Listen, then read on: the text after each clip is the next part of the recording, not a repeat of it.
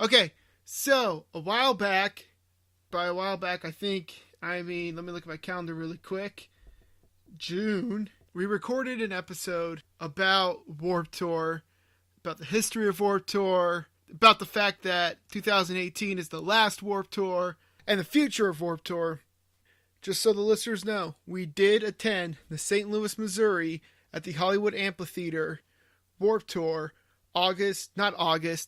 July 5th, 2018. And it was a blast. Did you have fun, Cody? Yeah, I mean, as always, the problem with St. Louis is, right there at the start/middle of July. It's always hot, and it was again this year. But overall, yeah, I mean, it was a blast. Saw a bunch of new bands I haven't seen yet. Saw a bunch that I've seen before, but always love going back to. I mean, overall, it was a blast. Had some new people that came with us this year, so it was awesome. Yeah, it's always worth it. Now, the problem with St. Louis, and this has been an ongoing problem with St. Louis Warped Tour, is that it always happens to be the hottest day of Warped Tour at the moment. Like, how flippin' hot was it when we went? Was it like 100 degrees? I think it ended up being somewhere around that, which, the thing that sucks with that is I think up until like that day or the night before, they were calling for low 90s, maybe mid 90s, and then out of nowhere it like got up to 100 that day. And again, like you said, every year it seems like St. Louis kind of gets stuck with the whole, oh well, hottest day of Warped Tour so far, and maybe possibly the entire tour. We'll find out. Right. I think it was I don't remember if it was our first year that we went or the 2015 show that we went to where it actually was the hottest Warped Tour out of the whole flip tour. Yeah. I saw that article. I was like, what the flip, Mother Nature? Well, Mother Nature was also being a butt because they also called for rain in St. Louis. Yeah. And by the time it was like 10 o'clock, it was already like 90. So on our drive there, I'm like looking out the window. I'm like, really hope there's some clouds coming in because it's just blue. Yeah, with nothing. Yeah, I mean, for the most part, it was pretty clear that day. It wasn't until like near the end of the day that, we even got some cloud coverage. Yeah, well, it wasn't even coverage. The stupid thing, I kid you not. We saw the giant roaring thunderclouds rolling in, and everybody, including the bands, were just like, oh, yes, thank you, thank everything. And then literally it pivoted around the amphitheater. By the end of it, like circling the amphitheater was rain clouds, but right in the middle was nothing but blue sky and sun still beating down on the hot pavement. And the thing about the St. Louis amphitheater is that it does have this giant like a, what would you call it, an overhang or a canopy, I guess? Yeah, it's kind of like an overhang on their main stage. Like the actual amphitheater part of it has a pretty big size like overhang on it for you to sit under. Yeah. I remember one year we went, they put all the big bands underneath there. And when we went this year, they I'm not gonna say they didn't have big bands there, but they had like the average band. I don't know how to explain it, but it got to the point where everybody was there, and a band was like, "Who here actually knows us?" And like a few people raised their hand, and they're like, "How many people are here to get away from the sun?" And like all of us were just like, "Yeah, that's raising our hand." Yeah, but I mean that's part of it too. I mean, at the same time, while they love to see more of them be actual fans of theirs under something like that, at the same time, they're like, well, at least you're hearing us, and maybe you'll start listening to us after this. Yeah. Well, because of that reason is why I started to get hooked on This Wild Life. That was in 2015 when you and I went with our friend, and we were waiting for Black Veil Brides to play, and it was really hot, so we just sat down and chilled, and This Wild Life came on. I was like, you know what? These guys are pretty good. I'm gonna keep listening to them. This year was pretty good. I mean, obviously it could have had a better lineup, but I feel like you could say that about any festival thing out there. I mean, I've been to Rock Fest a few times now. I've been to Monster Energy's Uproar tour that they had a couple years ago. I went to Chicago Open Air. I mean, there's always things where you're like, well, I wish they would have had this person instead of this person. Overall, I mean, solid lineup. The only thing I can complain about, and it's always the same issue we've been talking about with St. Louis, is the heat with it. And at this point, it's pretty much like, yeah, just kind of gotta expect it. We know it's coming, and might as well put up with it. Yeah, because like we even went to Denny's before we went up there, and usually I would enjoy myself some, pictures of soda at Denny's. But I remember we got there, and I knew I was going to have some energy drinks, and I knew it was going to be hot. Even though the weather was calling for rain, I look at the Denny's waitress. I was like, you know what? Can I have a pitcher of water over here, please? I just have a whole picture to myself. Make sure there's ice in it, please. Thank you. Yeah. I need a pitcher of ice and a pitcher of water right now, please. Yeah, definitely had to make sure we were plenty hydrated, and I don't think we tried to, and I don't think any of us were hydrated enough. I mean, I had 2 bottles of water before ever even walking in, really, and I still felt like I was dehydrated.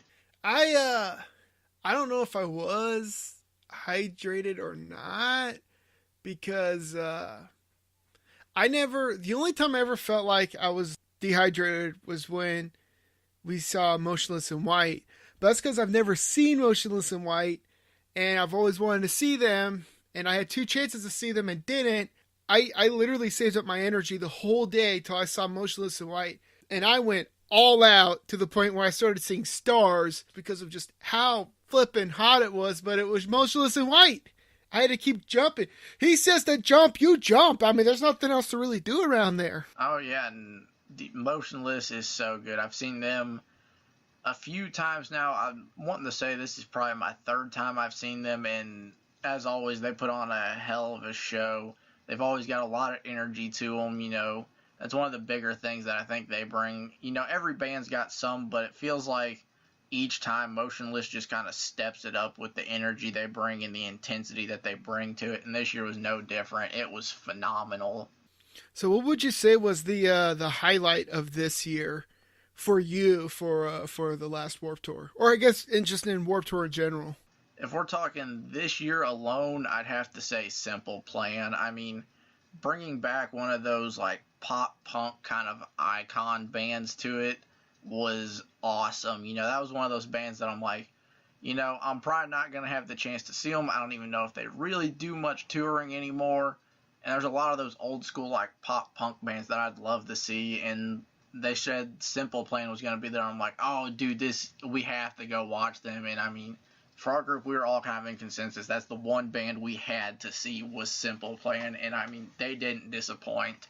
Their lead singer just looked like he was having the best time in the world up there. The drummer ended up jumping out into the crowd. It was just an awesome show. So, I mean, for this year, I got to go with Simple Plan. So for those of you that weren't at the St. Louis Warped Tour, during the song I'm Just a Kid, right before the last chorus, the drummer all of a sudden got up and took the microphone, and the lead singer took the drums, and we're just like, what's going on? And the drummer mentioned how he had on his bucket list wanting to crowd surf like the lead singers or guitarists do.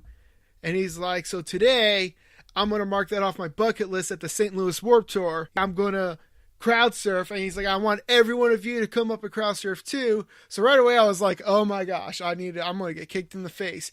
What made it even better was that they got out the lead singer of We the Kings and one of the singers of 303 out there to finish the song and sing with him, I'm Just a Kid, while the lead singer was drumming. And let me tell you, it was chaos, it was mayhem, and it all was just nothing but a great and wonderful time to see this man live his dream.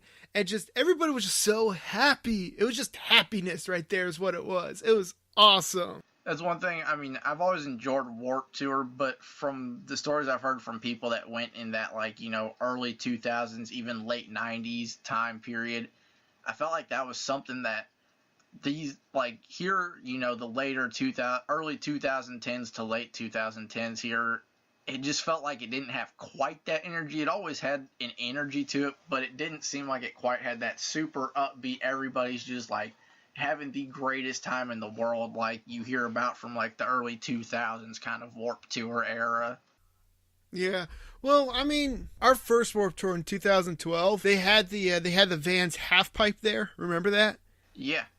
Yeah, that was, like, the only time I saw that, because I remember Warped Tour being known for having, like, basically a mini skate park there and like half pipes, and even dirt bikers there. So that was really cool to see.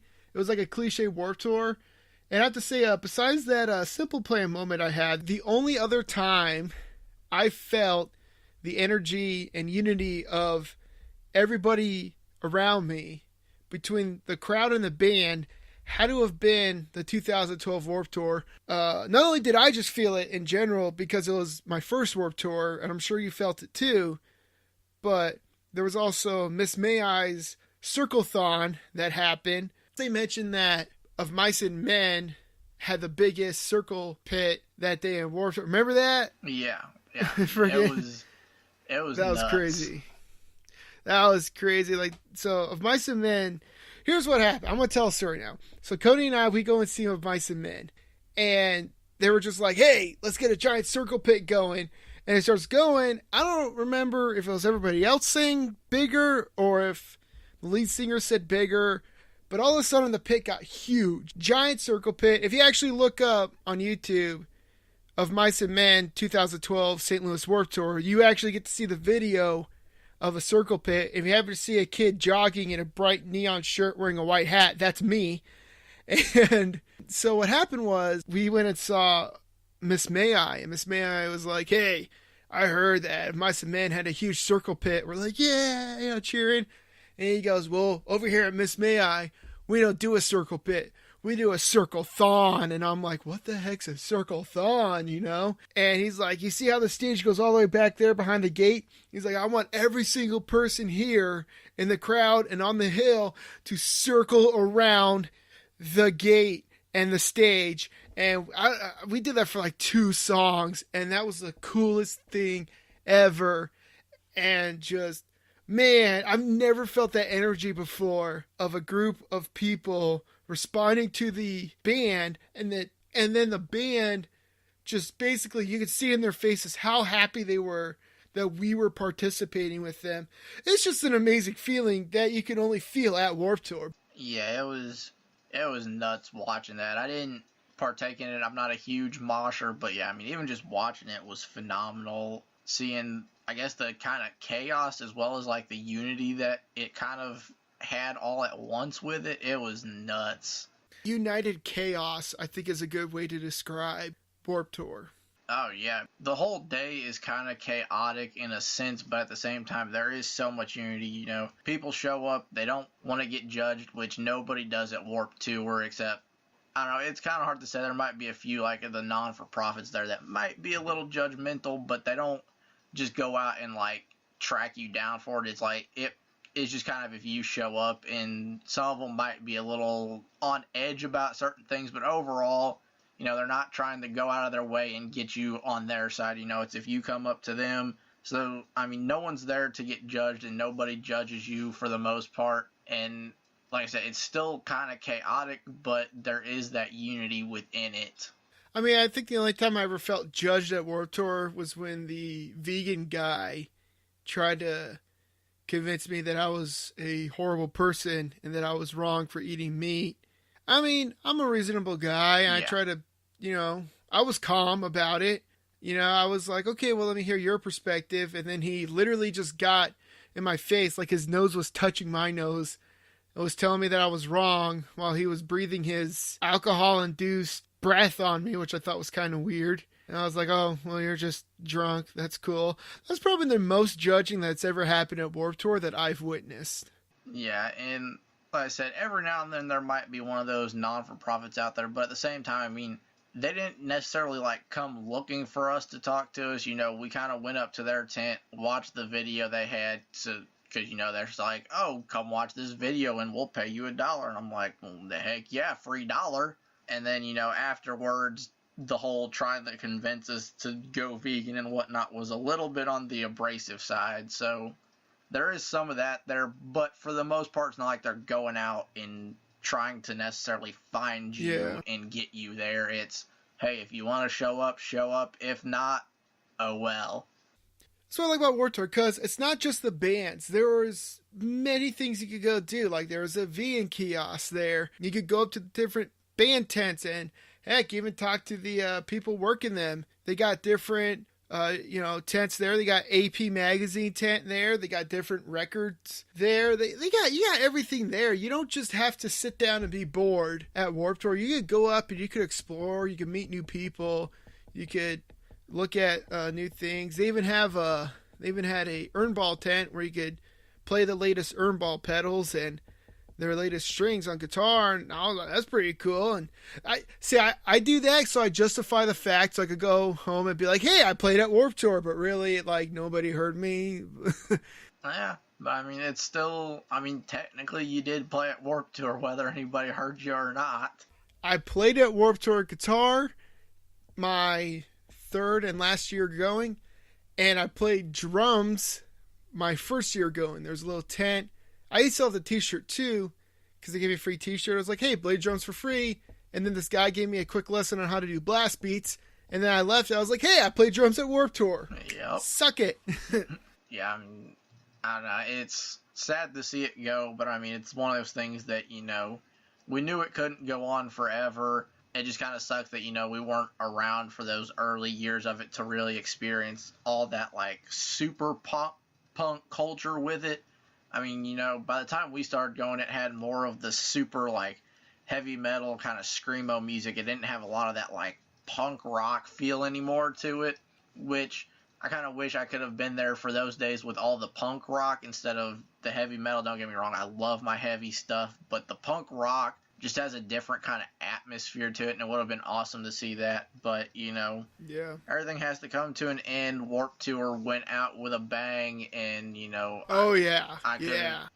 I could have asked for a better group to go with for my last one. We had me, you, my brother, Justin. So, the three of us have been going on and off for the last few years. Then I got a couple friends from school that come down with us, and, those two's first time there, just finally getting them to a Warped Tour, it was awesome. Okay, so quick question. Yep. I don't know if this ever happened to you, but was there a band that you discovered that you still listen to, maybe not periodically, maybe once in a while, but that you discovered through Warped Tour? Like being there or just looking at like who was gonna be there? Both. Both count. Okay. There's definitely a few from this last one. I didn't necessarily have the chance to see them all because, there's so many bands and there's only so much time in the day, and we all were getting kind of exhausted from the heat, so we had to take some breaks. So there were some bands I didn't quite get to see that I would have liked to, but there's definitely ones from this year, just looking at who was on the Warped Tour list that I've thrown into like my playlist, so they pop up every now and then. Years past, same way. There's bands that, I might have discovered based on the fact that they were going to be there, but didn't necessarily have the chance to actually go watch them. So, yeah, I'd say there's definitely bands that, I've tried keeping up with their, I guess, repertoire since then, or because of Warped Tour in some aspect. What was the band that you discovered this year? Shoot, there were several of them. One of the big ones that I really was enjoying just like up until Warped Tour, because I found an awesome playlist with a bunch of the different bands in there, was probably either State Champs or like Real Friends. Both of those, got that old school pop punk feel to them, so I was really into those two leading up to it. Still got them in my playlist, so I hear stuff every now and then still, but I'd have to go with those two this year for sure. I got you. I think this year for me, it was probably Ice Nine Kills. I didn't get a chance to see them because I think they were playing during 303. But that could have been, and I know that's one that you all looked forward to. Wasn't my favorite, but yeah, anyways, you were talking about 303 was awesome. Kills. Yeah, sorry. Yeah, 303 was awesome. I'm just going to say that much about it. Yeah, because I've heard of Ice Nine Kills before. And then when you talked about the top 10 list and they were on there, I was like, I gotta listen to this band. I just have to. And I ended up listening to them. I was like, this is a really good band. Another band that I'm absolutely hooked on because of Warped Tour. Again, we didn't see them, but I heard they were there. And once I asked around about that band, everybody was like, oh, you need to get in this band. And that's Beartooth. Oh, yeah, dude. I don't know if it was necessarily Warped Tour where I'd heard them, or if I've heard them before, because I know one of their songs, In Between, Like I was listening to Yeah. that Warped Tour playlist and it came up and I'm like, I swear I've heard this before. So I don't know if it was from something else or what, but yeah, Beartooth is killer. I mean, it would have been awesome to see them, but yeah, I'm with you there. I'm definitely into Beartooth. They've got some phenomenal hits out there already. See, what's cool but also sucks about Warped Tour is that I discovered bands like Beartooth or like This Wild Life and other bands like that, and I'm like, man, these guys are awesome. I'm totally hooked on them.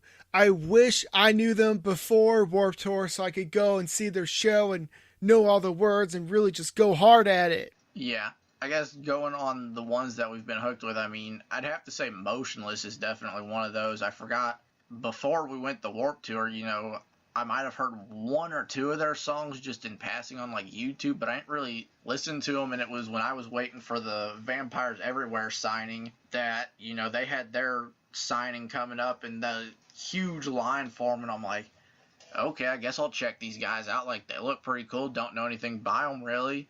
And yeah, I mean, since then I've been hooked on Motionless as well. I mean, they're phenomenal. Each album just gets better.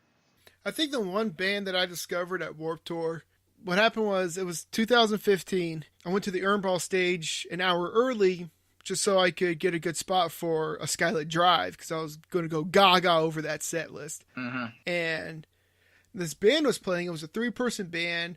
It was a female on guitar and drums and some dude on bass. And I was like, yo, these guys rock. Who the heck are these people? And they were really catchy songs. And I'm just like, man, who the heck are these people? And I went home, I researched them.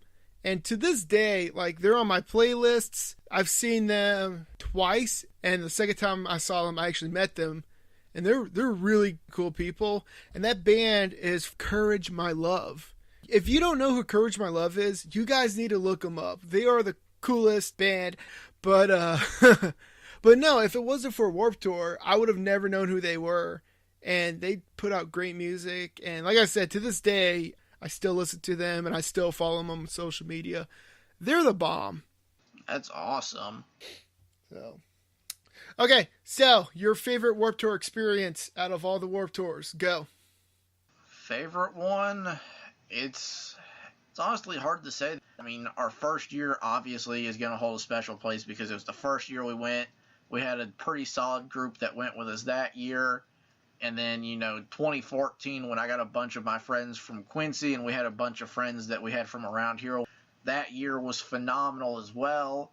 And I mean, again, you can't skip on, this year being the last one. So, I mean, between those three, it's hard to say what my favorite one would be. They've each got kind of a special place because of either the people that went or the time frame with it. But if I had to go with one, I'd have to say it would have had to have been the first one we went to because they had one of my favorite bands, Vampires Everywhere, there, who they still haven't really had that huge breakthrough. They're still more of like an underground kind of a artist. They're not that big. But on top of, getting the signing, I also later that day when Yellow Card was playing last set of the day for that year, I was sitting over by the fence over by that stage and I saw their lead singer standing outside of the cage and I was like, hey dude, can I get a picture with you real quick? Because before, I just got a quick one of the whole band. I wasn't able to get like a one-on-one picture with anybody. And he was like, oh yeah dude, that's cool. So I got a picture with him. I asked him about the fact that at that time they had just put out their second album and they weren't playing anything off of their first one, which had a completely different sound to it, but it had some of my favorite songs of theirs on there. And I asked him, like, is there a reason y'all aren't playing anything off your first album anymore? I was first one. He's like, we with the sound change, he's like, it's not something we really do, but he's like, if you ever come to a show here coming up, he's like, hit me up. He's like, I'll play something off that old album for you. And I was like, oh dude, that's awesome. I didn't have the chance to see him in a time frame close to that. I actually haven't had a chance to see him since then, but if I had, I mean, the fact that I was able to talk to him and stuff like that, that's one of those things I'll never forget. Oh yeah, dude. I mean, that's what's so cool about Warped Tour. I mean, I've had the best one-on-one experience with bands like at Warped Tour, especially with Vampires Everywhere, because like I bought into the scene when I saw them and I was like, yo, these guys are pretty creepy dudes They were like the nicest people we've ever met, like to this day. Oh yeah, dude. Like they had, whenever we saw them, then they were going with that very like Manson-esque, like kind of shock rock kind of vibe to them. Yeah, They've yeah. changed even since then, but at that time they had the white contacts in, and they had this super creepy vibe to them that a lot of people aren't real into. And I mean, Yeah. at the signing they were awesome. I got a picture with one of their, I guess you'd say, groupies. I don't know. He was kind of traveling around with them as like one of their stagehands and whatnot. Oh yeah, yeah. I And remember that. he was like, I was like, hey, can I get a picture? Dude, he's like, well, I'm not in the band. I was like, I don't care if you're in it or not. He's like, okay. So I got a picture with him, and then that whole instance with the lead singer afterwards, he was just super chill about it. I was like, dude, like, you couldn't get anything better than that somewhere. Like, you're not gonna get artists like that. And I mean, when we saw a Skylit Drive and got pictures with them, I mean, at that time, every year I've worn that St. Louis Cardinals sleeveless shirt, and one of their guys, I don't know if he was the bass player or what he played, but he had on San Francisco Giants shirt, and those two in MLB are huge rivals, and he was kind of poking fun at me for the St. Louis shirt, and I'm like, you're not gonna get that anywhere other than Warped Tour. Oh yeah. Well, what was cool about Skylit Drive is that I think we hung out with them. Like, granted, like our group of friends consisted of like 6 people, and we were all like waiting because we were like last in line. And for like Warped Tour, rule of thumb is if for a signing and for a picture, be last in line because then there's no wait and you get to hang out with the bands usually, mostly. And it was cool. It was like a group of 6. Yeah. I think we hung out with them for like 30 minutes before. Like, we were finally like, all right, bye. And they're just like, okay, bye. Which was really cool.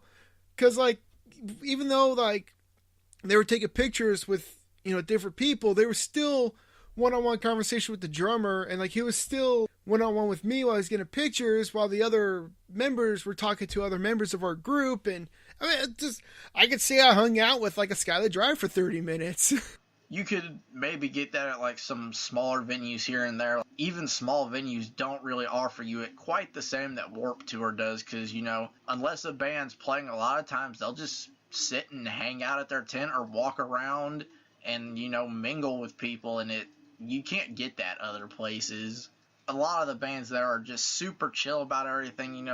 You might get some of them here and there that get kind of stuck up and snobbish about things, but for the most part, a lot of them, yeah, super laid back. They know why we're there. It's mostly for those kids that, feel kind of out of place in school, feel kind of like the outcast. You're going to get your super popular kids there too. You see it all the time. Mm-hmm. But you can distinguish between who's just there for the fad of it, and they're just there for like one certain band that doesn't necessarily usually fit that Warped Tour kind of style. And then you can tell who that's their lifestyle. That's how they live every day. They listen to this music all the time.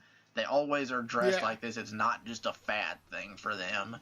But, I mean, the bands there are just super cool. I mean, we're going to try and get that signing with Black Veil Brides. And, they're super nice about the fact that, like, hey, we're not going to be able to do the signing and whatnot because, Andy passed out, so we got to cancel it and whatnot. So, I mean, I don't know. It's just awesome.